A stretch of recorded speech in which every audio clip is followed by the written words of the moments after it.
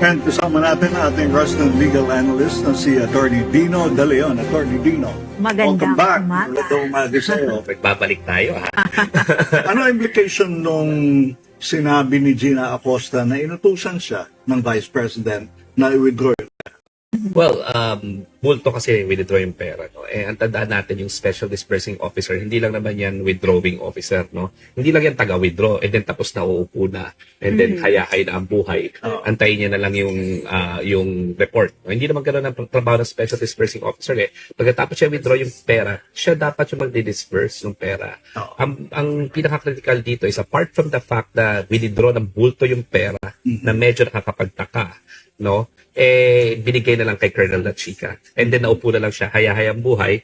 And then, si Colonel La Chica na yung nag-disperse. So, para bang si Colonel La Chica na ang Special Disbursing Officer, at siya na rin ang nag-liquidate and all, naggumawa ng lahat, kahit wala naman siya special training dyan. Kaya nga Special Disbursing Officer, meron niyang rules, meron niyang training. Ginawang yung Security Officer, ang Special Disbursing Officer, tapos, nag-antay na lang itong si Gina Acosta, no? Very clear din na she actually did that because that was the order of the head of agency, no less than the Vice President. No? So, very clear yung testimonya na yan. And nakakataas ng balahibo, no? Na nangyari ito ng Pasko, no, ng panahon ng Pasko, kasi ang sabi ko nga yung 11 days na inubos yung pera, that's around 400, sinabi ko na diba last time, 473 to 75,000 per hour ang ginagasta ng mga oras na yon ng panahon ng Pasko. And it's very clear na hindi aksidente yung panahon na yan, no? Kaya yan Pasko kasi ginamit nga pang patronage politics yung pera na yan, and then at the same time minadaling ubusin kasi sinabi na rin ng COA sa dating testimonya, pag hindi naubos kasi yan, babalik yung pera. Babalik yung pera sa National Treasury. Kaya minadaling ubusin yung pera. So those are the facts here. Very clear yung testimonya, and nakakagalit lang na 475,000 pesos per hour ginagastos, budget ng 3 pamilya sa buong taon, oras-oras yun yung ginagastos ng mga panahon. According to Rep. Terry Ridon, ito daw ay smoking gun, yung statement ni Miss Gina Acosta. Kayo po ba ay agree dito? Oh, kasi malinaw na ginawa niya lahat ng mga ito dahil inutusan siya ng head of agency. So, ang possible kasi na pwede dito is gawing scapegoat itong si Acosta. No? Gawing scapegoat yung security officer. Pero malinaw bago ang lahat yung binitawan niyang salita. Yung salita is kaya niya binigay yung pera kay Colonel La Chica is precisely because inutos yun ng Vice President. So, smoking gun yun, no? Hindi lang yung basta-bastang, wala naman akong authority na binigay sa'yo, bakit mo ginawa yan? Sino nagsabi sa'yo ganyan yung disburse? Hindi naman ako, no? Pero, based on the trail of documents, may certification si Vice President Sara Duterte na tama ang paggamit ng pera.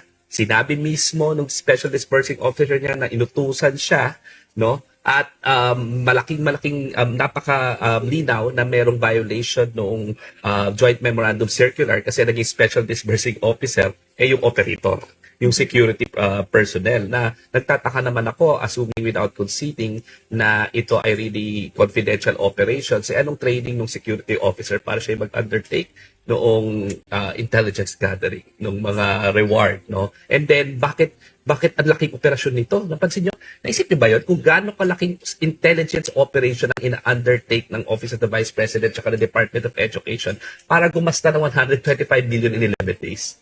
Wala pa yata tayo nakikita ganyang intelligence gathering operation, no? At security operation na kahit na AI, kahit na Department of Justice, kahit na PIDEA, baka kahit na Coast Guard, Armed Forces of the Philippines Intelligence Service, I doubt that they will spend 125 million pesos in 11 days. So anong klaseng intelligence operation, security operation ang ginagawa ng Vice President at saka ng Department of Education Secretary na walang training pagdating sa intelligence gathering at hindi nila mandato? Can you imagine that travesty of the system of intelligence funds, no? And lahat ng mga ito nagaling sa mga witnesses.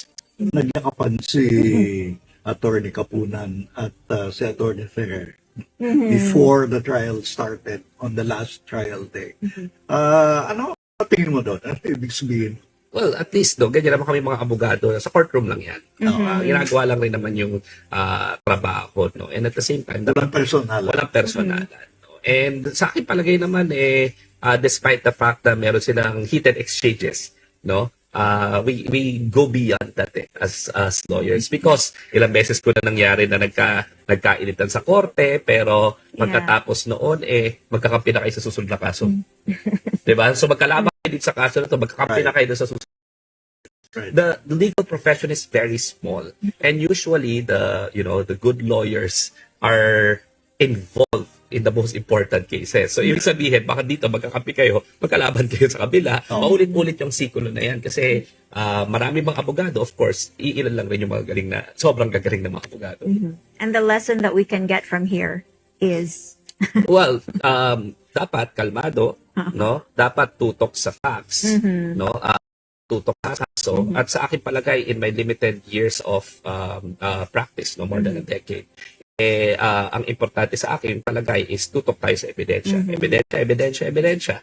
Kaya nga itong mga nakikita natin dito, based on evidence, yun lang tingnan natin sa facts. Nakakatulong ba kung naniniwala ka doon sa pinagtatanggol mo o pinaglalaban? Dapat lang. Ako kasi, sabi ko kasi, may sa dekada na akong abogado, pero every single time that I interpose a defense or I interpose an argument, it is meritorious. I don't sign any pleadings that I don't believe is not meritorious, no? Pero kung nagro-role play ka doon at ang ginagawa mo yon para lamang kumita, ang sabi nga sa jurisprudence is yung lawyering is about public service. Pecuniary benefit is